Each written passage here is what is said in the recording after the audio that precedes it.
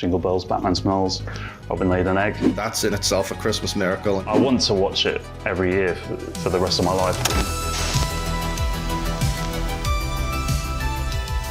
Welcome one, welcome all to Screen Rant's Challenge My Goats. My name is Liam Crowley and I am your shepherd through this journey of superlatives as we crown some of the greatest topics in film, television, music, entertainment as a whole history. And I'm stoked because I've been in the festive spirit all Q4 long, not just all month long. I've been jolly maxing like a madman. I've been listening to my Christmas music. I've been watching my Christmas movies. I've been revisiting my Christmas TV episodes. And that's what we're talking about today on Challenge My Goat. We are crowning the greatest Christmas TV episode of all time. I love how specific this is. I love how festive this is. And I love our two panelists to bring their topics to the stage. Our expert today is the senior TV features writer at Screen Rant, Mr. Guy Howie. Guy, what makes you qualified to declare the greatest Christmas TV episode of all time? And who's your pick?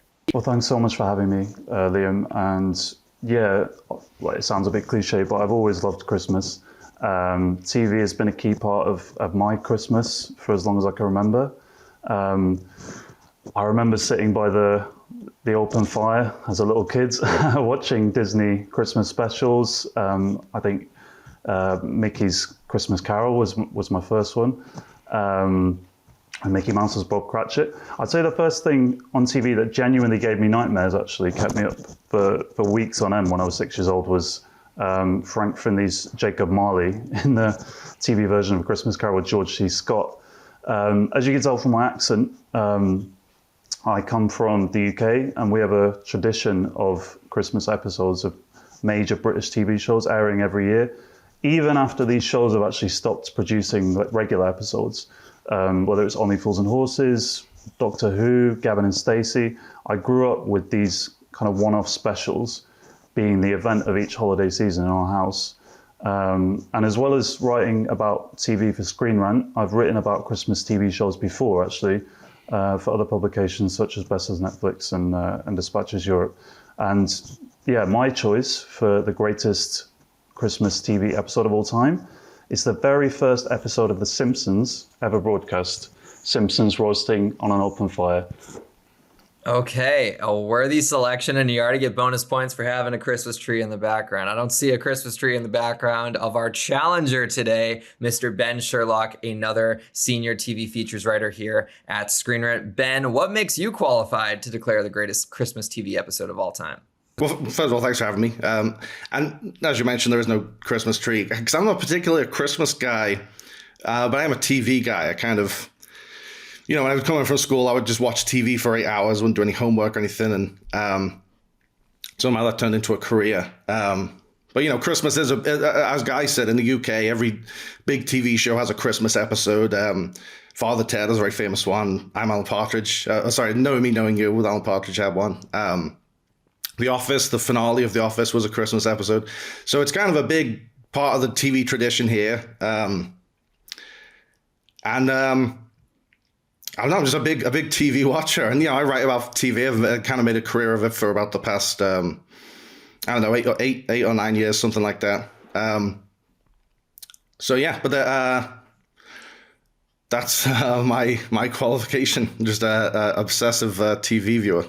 I love that we have kind of two different sides to the coin here because, Guy, I don't want to dispel, your expert level of TV knowledge, but you're coming at this specifically with the Christmas angle while Ben's coming at this with the TV angle, and I think it's going to make for a great debate. Before we get into the debate section itself, we got to lay our foundations. So, Guy, please tell me, you got 60 seconds to tell me exactly why the Simpsons Christmas TV special, the very first episode ever broadcast of one of the most iconic shows in TV history, what makes that the greatest Christmas TV episode of all time? So if Christmas is primarily about family, then surely no one's more iconic as a TV family than The Simpsons. And in my opinion, there's no better Simpsons episode about Christmas than Simpsons Roasting on an Open Fire. Actually, it's kind of ironic that the most iconic Christmas family movie, National Lampoon's Christmas Vacation, although maybe Will Ferrell has something to say about that, actually came out in the same month as this TV episode. There are historical reasons for that, as I'll get into. But the point is that this Simpsons episode came at a key moment in the history of Christmas television. It's been hugely influential, not just on TV comedy, Christmas specials, or Christmas TV episodes in general, but on the whole idea of a modern Christmas story. It's got absolutely everything. It makes you laugh, makes you cry. I actually think it's one of the best written Simpsons episodes, period. I mean, that ending is just so beautiful, never gets old, no matter how many times you watch it. Kind of sets the tone for the show's whole golden age, in my opinion. So that's my opening statement. A well laid out opening foundation. Guy mentioning the fact Christmas is about family, and what's a more iconic TV family than The Simpsons? It's a good way to start your argument. I'm excited to see you flesh it out. Ben, you got 60 seconds before you tell me what your challenger pick is to tell me specifically why you disagree. I think it was a very strong opener for The Simpsons, that first episode. I don't think it quite arrived fully formed. I don't think the series would quite find its voice until season 2 or 3. And you're right that The Simpsons is the most iconic TV family, but I don't think they're the best family in terms of, they're very dysfunctional and sometimes very toxic. And then, to be fair, Simpsons Roasting on an Open Fire is an example of where they are not quite so dysfunctional, and there is a lot of sweet moments in it between them. But I think there is a more wholesome TV family out there, and they have a Christmas episode that is, like you say, everything that you want a Christmas story to be: funny and sweet and heartfelt and makes you cry.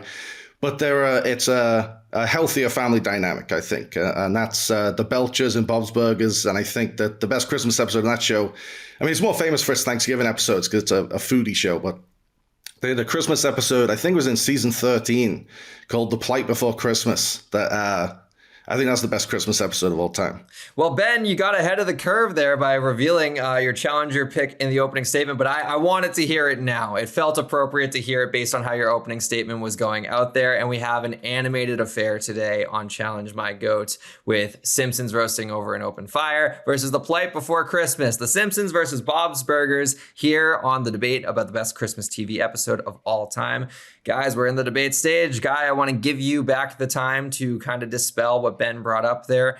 What is your relationship like with Bob's Burgers, and do you fancy this episode? Where do you land on The Plight Before Christmas? No, I think it's a very good TV Christmas episode. As usual with Bob's Burgers, there's some great music in there. I do think, I would say, if you're talking the most iconic Christmas episodes, it's very good as a story, but it doesn't quite have that legacy that the Simpsons episode does. So I would overall, I would also say, that ultimately might not be the only inspiration that Bob's Burgers has, but it does owe a certain debt to the Simpsons, right? I think Lauren Bajot would kind of admit that, and it's kind of following in the wake of like every animated sitcom TV episode is, I think, that this very first Simpsons episode that kind of set its stall out as for me the modern Christmas TV episode to beat, basically. So I'm sorry, it's a bar humbug from me for that choice. I do apologize. How dare It's everyone's favorite argument on Challenge My Goat. They love to bring up the legacy aspect. Would one exist without the other? You owe a debt of gratitude to the thing that came first. Ben, I'd love to hear a little bit more about this specific episode of Bob's Burgers and what sets it apart from other Christmas TV episodes in the entire, TV world, not just in animation. You mentioned the family aspect. What makes the Bob's Burgers family a more endearing family to watch than The Simpsons? I mean, obviously the Simpsons are incredibly endearing, and I don't want to take anything away from them, but I just, it feels more wholesome, and it feels more like Bob and Linda. Obviously, Homer and Marge love each other, but Bob and Linda love each other and support each other in a way that Homer doesn't always with Marge. And, they love and support the kids in a way that Homer does with Lisa, but he doesn't do with Bart, and sometimes even forgets Maggie exists. But with Bob and Linda, they love all their kids, and they want to encourage their kids to be themselves. And that's very much what this episode is about. It's the conflict is that all three kids have a Christmas performance on the same night, and there's only two parents. They can only go to one each. And so one kid is going to be left out. And then the beautiful thing is like that Louise says she doesn't care about her performance. She did it as a joke. It's not they can go to Gene and Tina's shows, and then they go. But then Tina starts to think more and more about what Louise has been saying and realizes it does mean a lot to her. And then she runs away from her own performance to go and see Louise and be there for her. And so what you've got is where there's, more kids than parents. The parents can't necessarily always be there for those kids. But if the kids have been raised right, the kids will be there for each other. And then when Linda shows up in mid-performance and Tina's there for Louise, she's like doubly proud because she gets to be proud of Louise for doing this wonderful thing, and she gets to be proud of Tina for being there for her. And it kind of speaks to that thing of 90% of success is just showing up.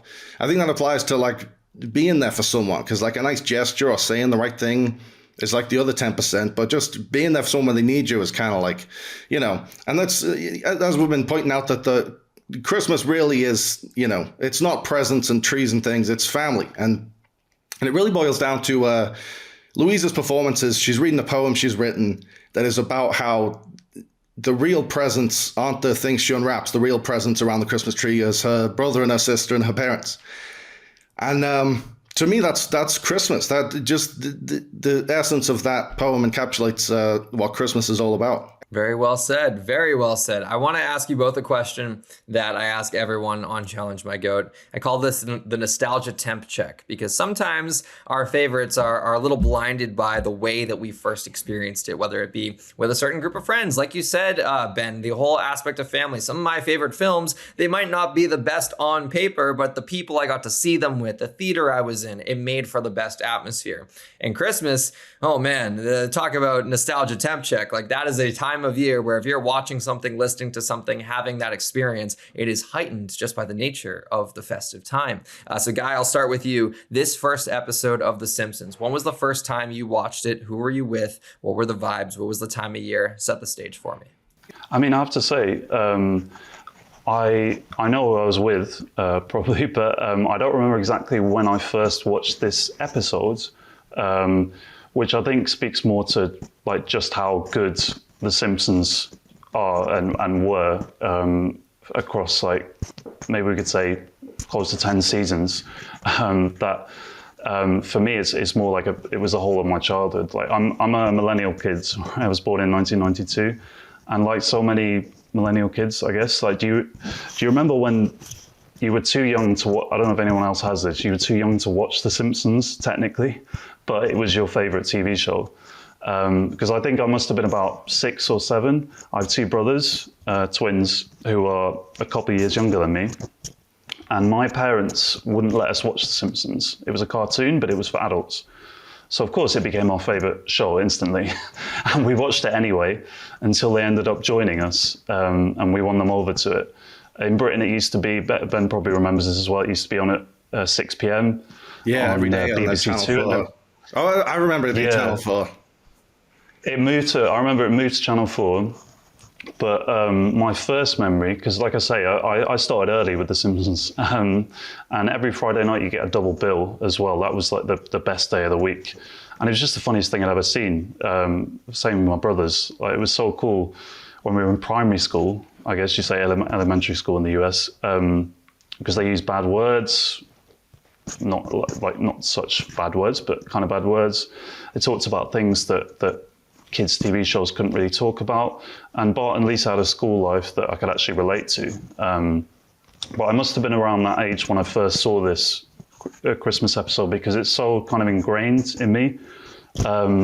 BBC Two used to show all the repeats of the classic episodes, and by about 8 years old, I reckon I probably knew most of them by heart.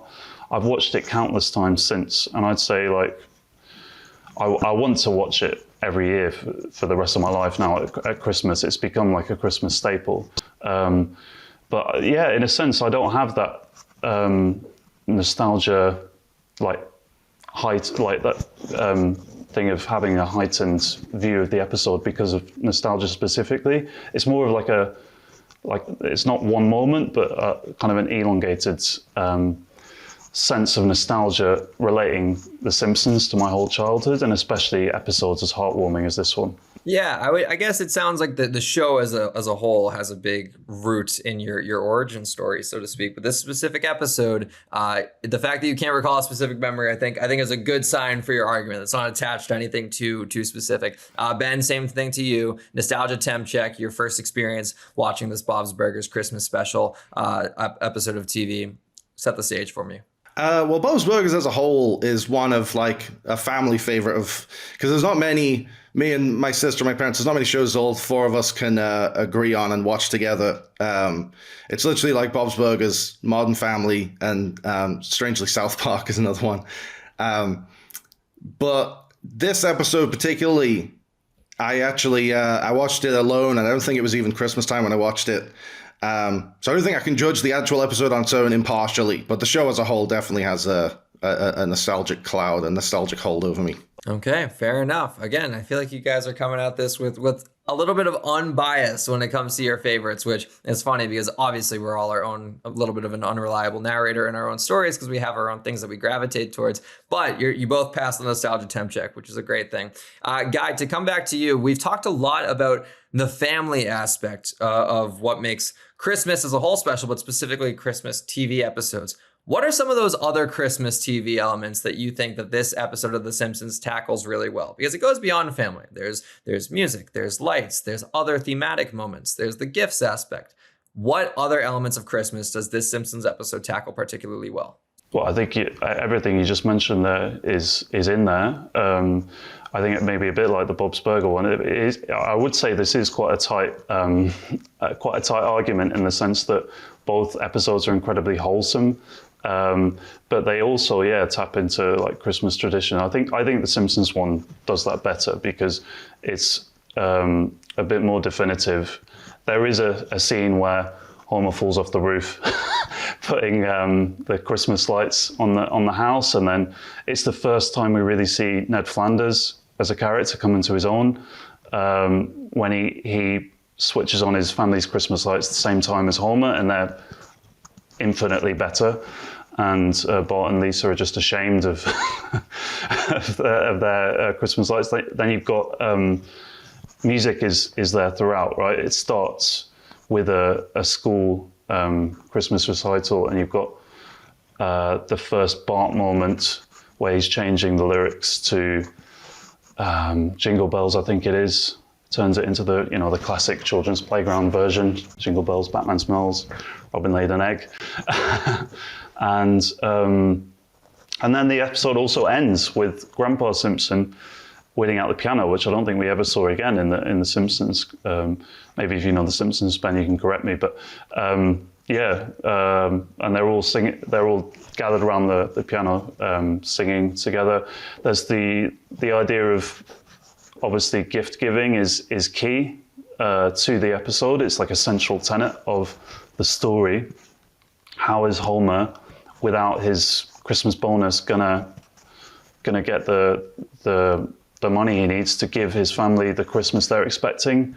But I would say actually, like maybe just to come back on something that Ben mentioned, like there's no question that I think if you're putting the two episodes together, the Plight Before Christmas Bob's Burger is maybe even more wholesome than the Simpsons one, although it definitely Simpsons Roasting on an Open Fire is certainly on the most heartwarming end of the spectrum for Simpsons episodes. But the Simpsons episode is superior in my opinion, actually because it's not perfect, because the family's not perfect, because the situation in the episode isn't perfect, because it feels real, because actually there's a struggle there that most like middle income and lower income families can relate to at Christmas, that especially at the end of the 1980s when it came out, and this is why I mentioned National Lampoon's Christmas Vacation earlier. I think both those movies are about both those releases, the movie and the TV episode, are about husbands and fathers trying to get the gifts and the tree and everything to make the perfect family Christmas, but their boss has just cut their Christmas bonus, which is kind of like reflective of the economic situation at the time in the US and the kind of tightening of belts that most families had to go through. And I think it really, really is something that people can surely relate to even more in the 21st century. I think the Simpsons episode is real. Actually, there should be a Christmas miracle at the end, right? That's what Bart keeps saying, actually, self-consciously, referencing this idea of how a Christmas TV episode is supposed to end. The Christmas miracle is supposed to be that Homer wins the money and then he gets the gifts and everything that his family needs to have the perfect Christmas, quote unquote. What actually happens? He fails in a way. He doesn't get the perfect happy ending. The happy ending comes in a different way through the dog that he bet on ending up being adopted by the family. And there's a brilliant moment right at the end.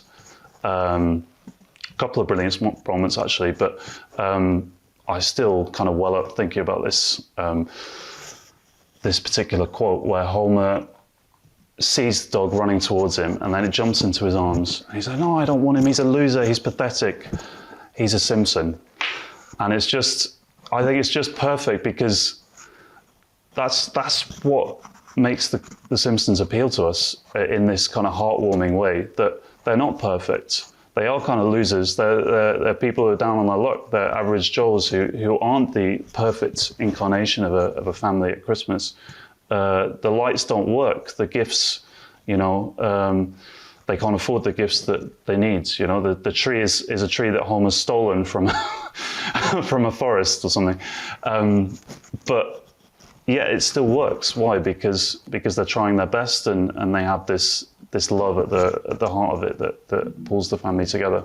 What a beautiful monologue there, Guy. Oh my God, you touched on I want to let it cook. That was a little longer than we typically go in the debate sections, but man, you went from the music to the economic reality of Christmas for a lot of families to all the way to the end of the imperfections are also kind of ends up being perfect for a lot. I don't even have the words. You're making me stumble out here. I'm touched by that argument. Ben, I don't want you to poke holes in that one. I mean, you can if you will. It was too endearing for me to even encourage you to attack. But I do want you to wrap up our debate section by telling me some of the other aspects of Christmas that you think Bob's Burgers, the Plight Before Christmas, tackled really well. Well, I do love that ending in the Simpsons episode where he doesn't get the money and he can't buy all the presents, but they get the dog, and that's in itself a Christmas miracle. And I think that touches on what a great Christmas episode needs, which is like an emotional catharsis at the end. And the Plight Before Christmas has that where, and it's interesting also the guy that you bring up, music, because music's crucial to this episode as well, where Gene's performance is he's doing like a musical performance. But when he gets there, his teacher has been hospitalized and there's a substitute teacher who doesn't know the show, who's supposed to be directing it.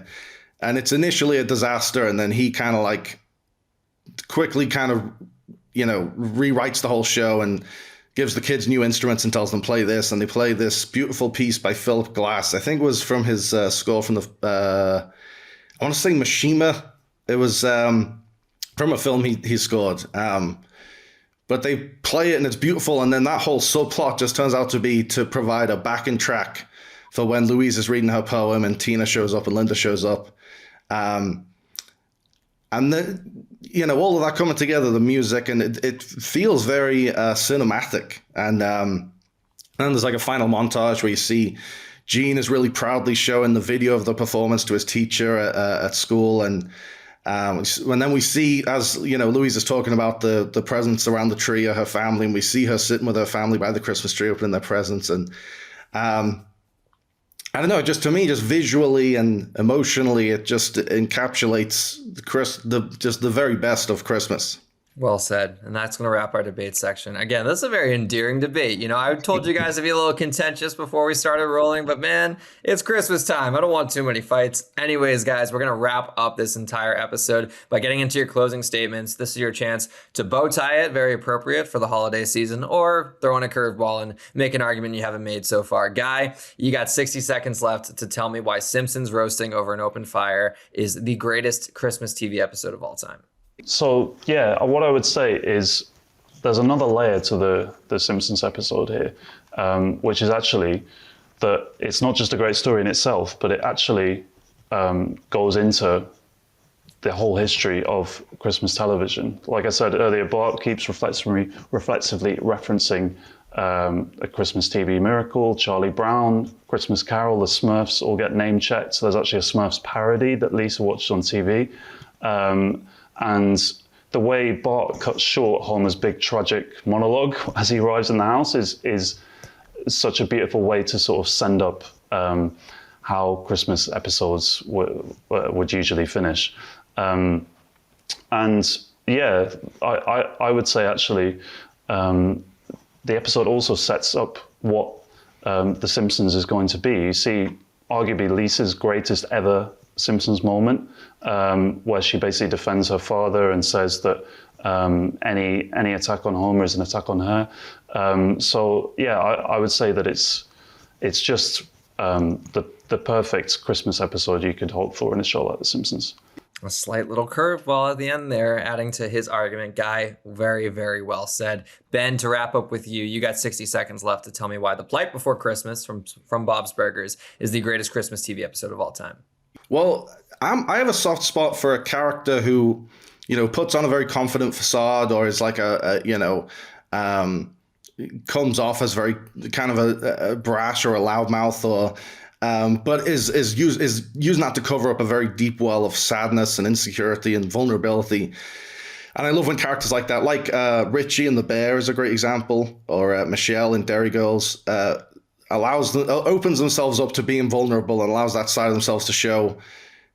Is very touching, and Louise is a great example of that. And in this episode, Christmas time is the perfect time to reveal the softer side of a character like this. And it just, for a show to deliver an episode this touching and beautiful and funny and heartfelt, in I think its 13th season, I think is very impressive.